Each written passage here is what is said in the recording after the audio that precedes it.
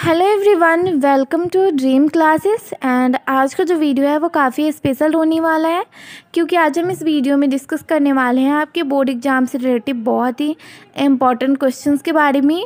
तो इस वीडियो को आप बिल्कुल स्किप मत कीजिएगा, इसे बिल्कुल अंत तक देखिएगा और जितने सारे क्वेश्चंस के बारे में डिस्कस करेंगे उन सभी को अपनी कॉपी में नोट करते चलिएगा, क्योंकि काफ़ी इंपॉर्टेंट क्वेश्चन है आपके बोर्ड एग्जाम के लिए। इन सभी क्वेश्चंस में से आपके बोर्ड एग्जाम में आ सकते हैं। तो ये जो वीडियो है वो क्लास 12 फिजिक्स का वीडियो है, काफ़ी स्पेशल वीडियो है। तो अगर वीडियो अच्छा लगे तो लाइक कर दीजिएगा। और आज हम इस वीडियो में टॉप 25 इम्पॉर्टेंट क्वेश्चंस के बारे में डिस्कस करेंगे, जो कि काफ़ी इम्पॉर्टेंट है। तो चलिए देखते हैं। क्वेश्चन नंबर फर्स्ट है, स्वाप्रेरकत्व एवं अन्योन्य प्रेरण को परिभाषित करें। दो लंबी परिनालिकाओं का अन्योन्य प्रेरकत्व का व्यंजक निकालें। स्वाप्रेरकत्व एवं अन्योन्य प्रेरण को परिभाषित करें। दो लंबी परिनालिकाओं का अन्योन्य प्रेरकत्व का व्यंजक निकालें। ये जो क्वेश्चन है वो मोस्ट इम्पॉर्टेंट क्वेश्चन है, काफ़ी इम्पॉर्टेंट क्वेश्चन है। तो इसे आप नोट कर लीजिए और इसे लिखकर याद कर लीजिए, ठीक है। इसे रट लीजिए, काफ़ी इम्पॉर्टेंट क्वेश्चन है, एग्जाम में पूछा जा सकता है। आगे देखेंगे। क्वेश्चन नंबर सेकंड है, किसी वैद्युत द्विध्रुव के कारण निरक्षीय स्थिति में किसी बिंदु पर विद्युत क्षेत्र की तीव्रता का व्यंजक प्राप्त कीजिए। किसी वैद्युत द्विध्रुव के कारण निरक्षीय स्थिति में किसी बिंदु पर विद्युत क्षेत्र की तीव्रता का व्यंजक प्राप्त कीजिए। ये भी काफ़ी इंपॉर्टेंट क्वेश्चन है, तो इसे भी आप लिखकर रट लीजिए, ठीक है। किसी वैद्युत द्विध्रुव के कारण निरक्षीय स्थिति में किसी बिंदु पर विद्युत क्षेत्र की तीव्रता का व्यंजक प्राप्त कीजिए। आगे देखेंगे। क्वेश्चन नंबर थर्ड है, विद्युत फ्लक्स को परिभाषित करें। क्वेश्चन नंबर थर्ड है, विद्युत फ्लक्स को परिभाषित करें। ये सबको पता होगा, ये काफ़ी इंपॉर्टेंट क्वेश्चन है, बार बार एग्जाम में पूछा जाता है, इस बार भी पूछा जा सकता है। तो इसे भी आप रट लीजिए, इसे अच्छे से नोट करके इसका आंसर लिख के आप अच्छे से याद कर लीजिए। ये काफ़ी इंपॉर्टेंट क्वेश्चन है, विद्युत फ्लक्स को परिभाषित करें। आगे देखेंगे। क्वेश्चन नंबर 4 है, पदार्थ की चालकता को परिभाषित करें। पदार्थ की चालकता को परिभाषित करें। ये भी काफ़ी इम्पॉर्टेंट क्वेश्चन है। आज इस वीडियो में बहुत सारे इम्पॉर्टेंट क्वेश्चन हैं, तो आप सभी क्वेश्चन को अच्छे से नोट करके इसका आंसर लिख के याद कर लीजिएगा। पदार्थ की चालकता को परिभाषित करें। आगे देखेंगे। क्वेश्चन नंबर 5 है, गॉस की प्रमेय को उपयोग करते हुए आवेशित चालक के नज़दीक के बिंदु पर विद्युतीय क्षेत्र ज्ञात करें। गॉस के प्रमेय का उपयोग करते हुए आवेशित चालक के नज़दीक के बिंदु पर विद्युतीय क्षेत्र ज्ञात करें। ये भी काफ़ी इम्पॉर्टेंट है, ये भी बार बार एग्जाम में पूछा जाता है। तो इसे भी आप अच्छे से नोट कर लीजिए और इसका आंसर लिख के अच्छे से याद कर लीजिए, ठीक है, रट लीजिए। आगे देखेंगे। क्वेश्चन नंबर 6 है, तरंगिकाएँ एवं द्वितीय तरंगिकाओं को परिभाषित करें। हाइगेंस के सिद्धांत के आधार पर परावर्तन तथा अपवर्तन के नियम को सत्यापित करें। तरंगिकाएँ एवं द्वितीय तरंगिकाओं को परिभाषित करें। हाइगेंस के सिद्धांत के आधार पर परावर्तन अपवर्तन के नियम को स्थापित करें। ये भी काफ़ी इम्पॉर्टेंट क्वेश्चन है, ये भी एग्जाम में पूछा जाता है, इस बार भी आ सकता है। तो इसे बिल्कुल स्किप मत कीजिएगा, ठीक है। इसे नोट कर लीजिए और इसे याद कर लीजिएगा। आगे देखेंगे। क्वेश्चन नंबर 7 है, किरचॉफ के नियम का उपयोग कर व्हीटस्टोन सेतु का व्यंजक प्राप्त करें।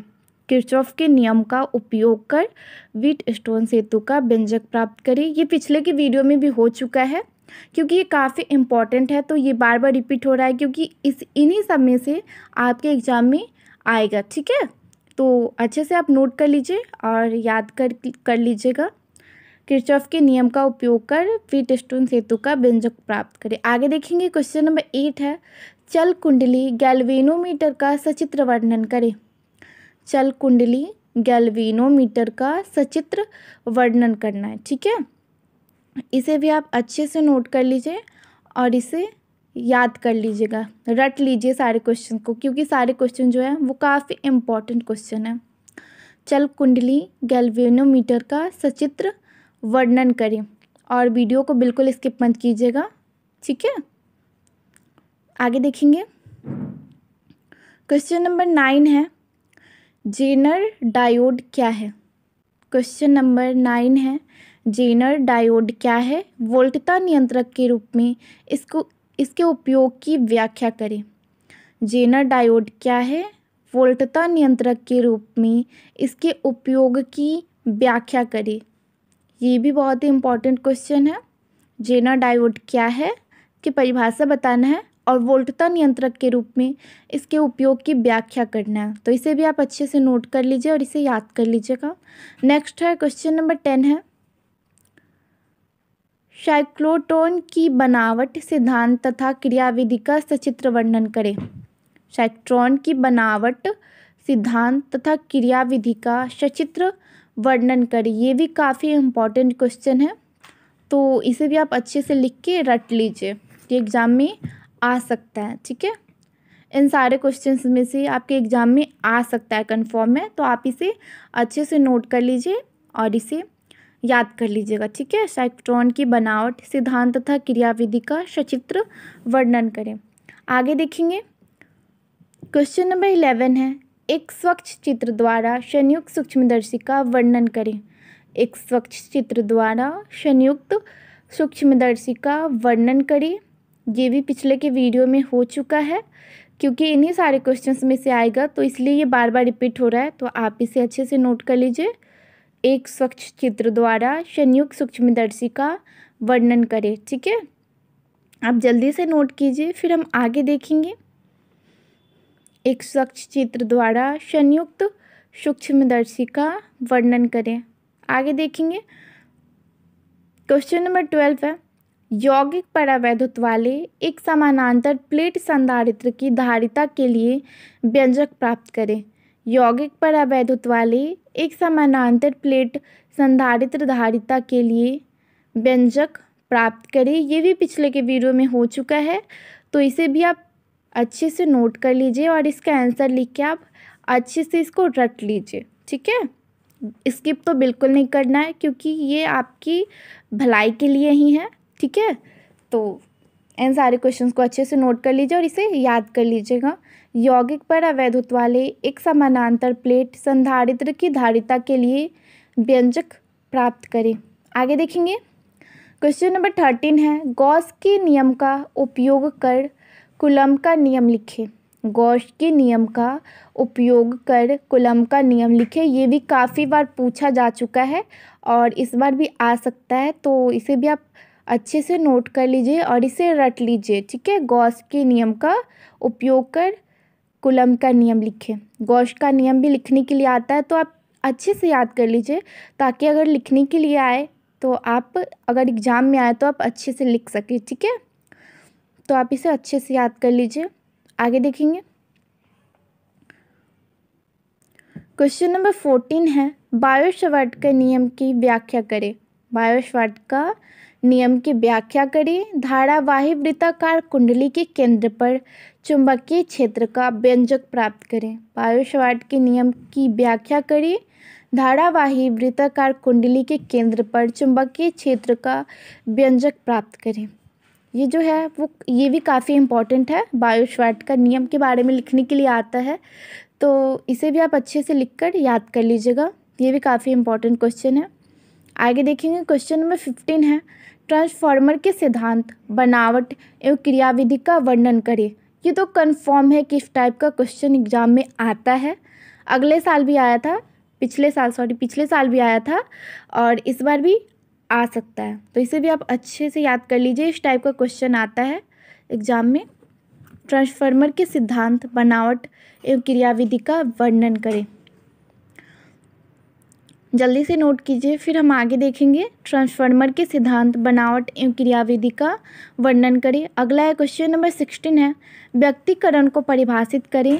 द्विक छिद्र प्रयोग में फ्रिंज की चौड़ाई का व्यंजक ज्ञात करें। व्यक्तिकरण को परिभाषित करें। द्विक छिद्र प्रयोग में फ्रिंज की चौड़ाई का व्यंजक ज्ञात करें। ये जो है, ये भी काफ़ी इंपॉर्टेंट क्वेश्चन है। इसे भी आप अच्छे से नोट करके इसे भी अच्छे से याद कर लीजिए, और ऐसा नहीं है कि आप लिखकर छोड़ देंगे, इसे आप रट लीजिए। ठीक है, ताकि एग्जाम में आए तो आप अच्छे से लिख सकें। फिर हम आगे देखेंगे, क्वेश्चन नंबर 17 है, सूत्र μ2/v minus μ1/u is equal to μ2 minus μ1/r को सत्यापित करें। शुद्ध μ2/v minus μ1/u is equal to μ2 minus μ1/r को सत्यापित करें। ये भी काफ़ी इम्पोर्टेंट क्वेश्चन है, इसे प्रूव करना है तो आप प्रूव कर लीजिएगा, ठीक है। आप इसे अच्छे से लिख लीजिए और इसे भी आप कर लीजिएगा, जल्दी से नोट कीजिए, फिर हम आगे देखेंगे। सूत्र μ2/v minus μ1/u is equal to μ2 minus μ1/r को सत्यापित करिए। अगला है क्वेश्चन नंबर 18 है, आइंस्टीन का प्रकाश विद्युत समीकरण लिखें। आइंस्टीन का प्रकाश विद्युत समीकरण लिखें और इसकी सहायता से प्रकाश विद्युत प्रभाव की व्याख्या करें। आइंस्टीन का प्रकाश विद्युत समीकरण लिखें, इसकी सहायता से प्रकाश विद्युत प्रभाव की व्याख्या करें। जल्दी से इसे आप नोट कर लीजिए और इसे लिखकर आप इसे रट लीजिए, काफ़ी इम्पोर्टेंट क्वेश्चन है, ठीक है। स्किप तो बिल्कुल नहीं करना है, जल्दी से नोट कीजिए, फिर हम आगे देखेंगे। नेक्स्ट है क्वेश्चन नंबर 19 है, धारिता को परिभाषित करें तथा उसका एसआई मात्रक लिखिए। सिद्ध करें कि एक समांतर प्लेट संधारित्र में स्थिर वैद्युत ऊर्जा 1/2 CV² होती है। इसके आधार पर विद्युतीय क्षेत्र की ऊर्जा घनत्व का व्यंजक ज्ञात करें। ये भी काफ़ी इम्पोर्टेंट है, थोड़ा बड़ा है लेकिन कोई बात नहीं, आप नोट कर लीजिए। आप वीडियो को स्टॉप करके भी इसे नोट कर लीजिए और फिर ठीक है, और इसे याद कर लीजिएगा, काफ़ी इम्पोर्टेंट है। धारिता को परिभाषित करें तथा उसका एसआई मात्रक लिखिए। सिद्ध करें कि एक समानांतर प्लेट संधारित्र में स्थिर वैद्युत ऊर्जा 1/2 V² होती है। इसके आधार पर विद्युतीय क्षेत्र की ऊर्जा का घनत्व का व्यंजक ज्ञात करें। जल्दी से आप नोट कीजिए, थोड़ा बड़ा है, कोई बात नहीं। धारिता को परिभाषित करें तथा उसका एसआई मात्रक लिखिए। सिद्ध करें कि एक समानांतर प्लेट संधारित्र में स्थिर वैद्युत ऊर्जा 1/2 CV² होती है। इसके आधार पर विद्युतीय क्षेत्र की ऊर्जा का घनत्व का व्यंजक ज्ञात करें। आगे देखेंगे, क्वेश्चन नंबर 20 है, रेडियो एक्टिविटी को परिभाषित करें। अल्फा, बीटा तथा गामा तीनों की प्रकृति, गुण तथा अंतर को स्पष्ट करें। रेडियो एक्टिविटी को परिभाषित करें। अल्फा, बीटा तथा गामा तीनों की प्रकृति, गुण तथा अंतर को स्पष्ट करें। ये भी काफ़ी इम्पोर्टेंट है, इसे भी आप अच्छे से नोट कर लीजिए और इसे याद कर लीजिएगा, ठीक है। रेडियो एक्टिविटी किसे कहते हैं, इसका परिभाषा बताना है और अल्फा, बीटा, गामा तीनों की प्रकृति, गुण तथा अंतर को स्पष्ट करना है। आप जल्दी से नोट कीजिए, फिर हम आगे देखेंगे। काफ़ी इम्पोर्टेंट क्वेश्चन है, ठीक है। रेडियो एक्टिविटी को परिभाषित करें। अल्फा, बीटा तथा गामा तीनों की प्रकृति, गुण तथा अंतर को स्पष्ट करें। जल्दी से नोट कीजिए। चलिए आगे देखते हैं।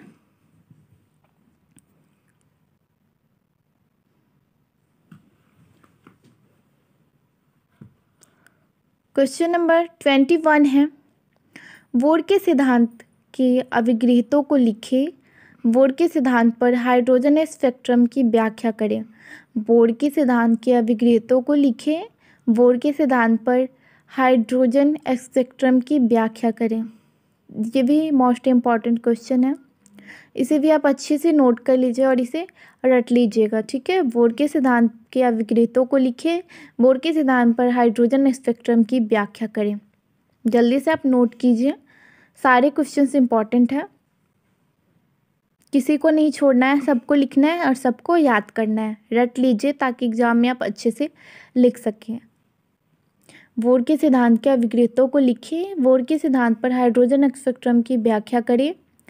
चलिए आगे देखते हैं। क्वेश्चन नंबर 22 है, द्विप्रिज्म क्या है। क्वेश्चन नंबर 22 है, द्विप्रिज्म क्या है। इसके उपयोग से एक वर्णीय प्रकाश का तरंगदैर्घ्य कैसे ज्ञात करें। द्विप्रिज्म क्या है? इसके उपयोग से एक वर्णी प्रकाश का तरंगदैर्घ्य कैसे ज्ञात करें? ये भी काफ़ी इम्पॉर्टेंट है। ऐसे भी आ सकता है द्विप्रिज्म क्या है, तो इसकी परिभाषा लिखना है और इसके उपयोग से एक वर्णी प्रकाश का तरंगदैर्घ्य कैसे ज्ञात करें, इसे भी लिखना है। ठीक है, आगे देखेंगे। क्वेश्चन नंबर 23 है, ऊर्जा पट्टियाँ क्या है? ऊर्जा पट्टियाँ क्या है? इसका निर्माण कैसे होता है? अर्धचालक तथा कुचालक पदार्थों के अंतर को ऊर्जा पट्टियाँ की संरचना के आधार पर स्पष्ट कीजिए। ऊर्जा पट्टियाँ क्या है? इसका निर्माण कैसे होता है? अर्धचालक तथा कुचालक पदार्थ के अंतर को ऊर्जा पट्टियाँ की संरचना के आधार पर स्पष्ट कीजिए। ये भी पिछले के वीडियो में हो चुका है। आई थिंक आपने ये नोट करके याद भी कर लिया होगा, तो इसे फिर से आप नोट कर लीजिए और याद कर लीजिएगा। ठीक है, आगे देखेंगे। क्वेश्चन नंबर 24 है, समतुल्य लेंस से आप क्या समझते हैं? समतुल्य लेंस से आप क्या समझते हैं? दो लेंसों के निकाय को कुछ दूरी पर रखा गया है, तो इस निकाय के समतुल्य फोकस दूरी का व्यंजक प्राप्त करें। समतुल्य लेंस से आप क्या समझते हैं? दो लेंसों के निकाय को कुछ दूरी पर रखा गया है, तो इस निकाय के समतुल्य फोकस दूरी का व्यंजक प्राप्त करें। जल्दी से आप नोट कर लीजिए इसे। क्वेश्चन नंबर 24 है, समतुल्य लेंस से आप क्या समझते हैं? दो लेंसों के निकाय को कुछ दूरी पर रखा गया है, तो इस निकाय के समतुल्य फोकस दूरी का व्यंजक प्राप्त करें। अगला है एंड लास्ट, भंवर धारा को परिभाषित करें। ये कैसे उत्पन्न होती है? भंवर धाराएं किसी ट्रांसफार्मर में कैसे अनावश्यक है तथा इसे किसी यंत्र में कैसे काम किया जा सकता है, कम किया। ठीक है, ये भी काफ़ी इंपॉर्टेंट है। भंवर धारा को परिभाषित करें।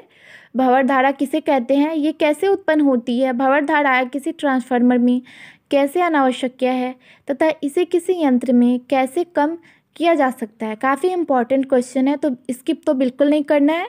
इसे आप जल्दी से नोट कर लीजिए और इसका आंसर लिख के आप रट लीजिए, ताकि एग्जाम में या तो आप आसानी से लिख सके। आज का वीडियो बस यहीं तक रहने देते हैं। मिलता है नेक्स्ट वीडियो में। Thanks for watching this video and don't forget to like, share and subscribe. Bye guys.